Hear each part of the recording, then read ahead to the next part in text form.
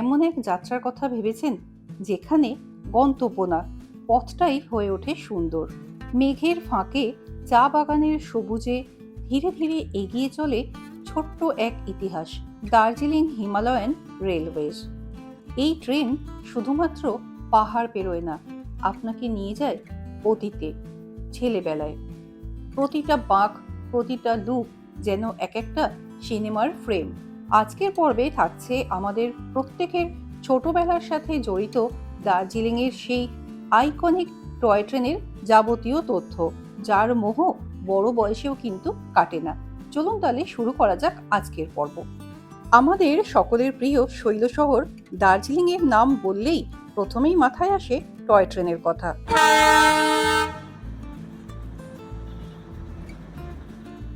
এই টয় ট্রেনে আমরা অনেকেই ছোটবেলায় চড়েছি, অনেকে বড়বেলায় চড়েছি, আবার অনেকের এখনো চড়াই হয়নি। দার্জিলিং গিয়ে আপনারা যদি টয় ট্রেনে চড়তে চান তাহলে কিভাবে বুকিং করবেন, কোথা থেকে বুকিং করবেন, কত দিন আগে বুকিং করবেন, টিকিটের মূল্য কত, সব কিছু তথ্য পেয়ে যাবেন আজকের পর্বে।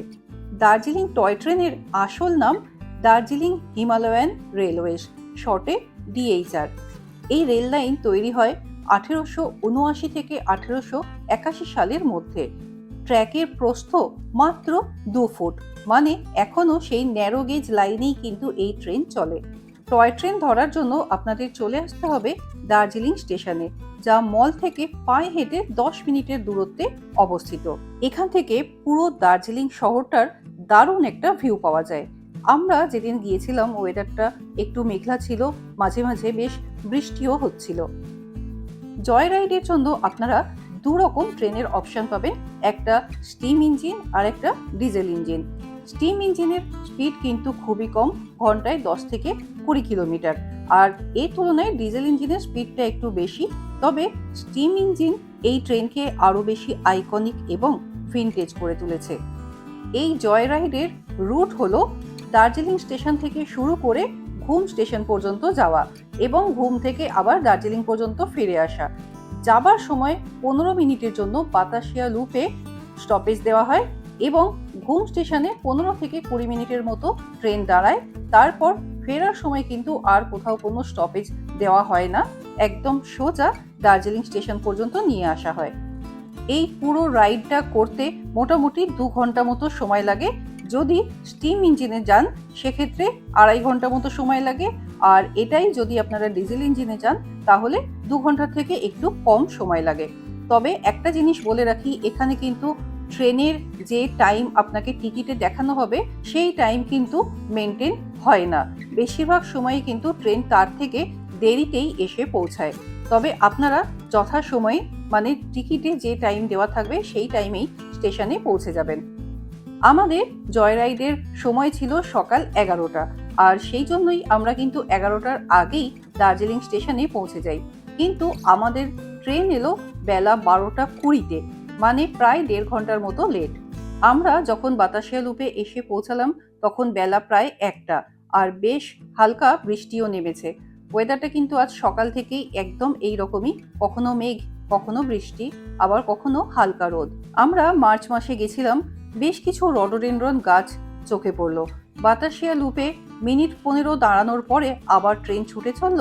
এবার গন্তব্য সোজা ঘুম স্টেশন।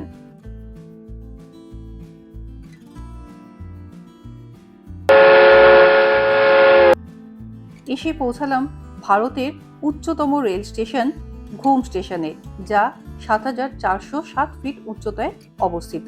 ওয়েদারটা দেখছেন, বেশ ঘুম ঘুম পরিবেশ কিন্তু। এই স্টেশনে আপনারা এই জয় রাইডের সব ডিটেলস পেয়ে যাবেন, এবং যারা এনজিপি থেকে দার্জিলিং পর্যন্ত টয় ট্রেনে আসতে চাইছেন তারাও কিন্তু ট্রেনের টাইম থেকে শুরু করে সব কিছু তথ্য এখানে পেয়ে যাবেন। একটু পজ করে আপনারা দেখে নিতে পারেন। বৃষ্টি এবং ঠান্ডা হাওয়া চলার কারণে বাইরে বেশ ভালো ঠান্ডা লাগছিল। অগত্যা সামান্য চা কফি খেয়ে আবার উঠে বসলাম ট্রেনে। দার্জিলিং টয় ট্রেনে চড়লে দার্জিলিং শহরটাকে মনে হয় যেন আরও কাছ থেকে দেখা যায়। এই ট্রেনের প্রত্যেকটা বাঁক, প্রত্যেকটা লুপ আপনাকে নিয়ে যায় দার্জিলিংয়ের আরও কাছে, স্থানীয় মানুষদের জীবনের আরও কাছাকাছি। আকাশ পরিষ্কার থাকলে এই জয় রাইড কিন্তু আরও বেশি আনন্দময় হয়ে ওঠে। তবে এই মেঘলা ওয়েদারটাও কিন্তু আমরা বেশ ভালো উপভোগ করেছিলাম। এই ট্রেনে এখনও বি ক্লাস স্টিম লোকোমোটিভ ব্যবহার করা হয়, যা 100 বছরেরও বেশি পুরনো ডিজাইন। 1999 সালে ইউনেস্কো আমাদের সকলের প্রিয় এই টয় ট্রেনকে ওয়ার্ল্ড হেরিটেজ সাইট হিসেবে ঘোষণা করেন এবং তার ফলে কিন্তু আমাদের এই দার্জিলিং টয় ট্রেনের আভিজাত্য বা মাহাত্ম্য এখনও অটুট রয়েছে। এই জয় রাইডের টিকিট আপনারা দার্জিলিং অথবা ঘুম স্টেশন থেকেও বুক করতে পারেন, অথবা আইআরসিটিসি অ্যাপ থেকে 1 থেকে 1.5 মাস আগেও কিন্তু বুক করতে পারেন।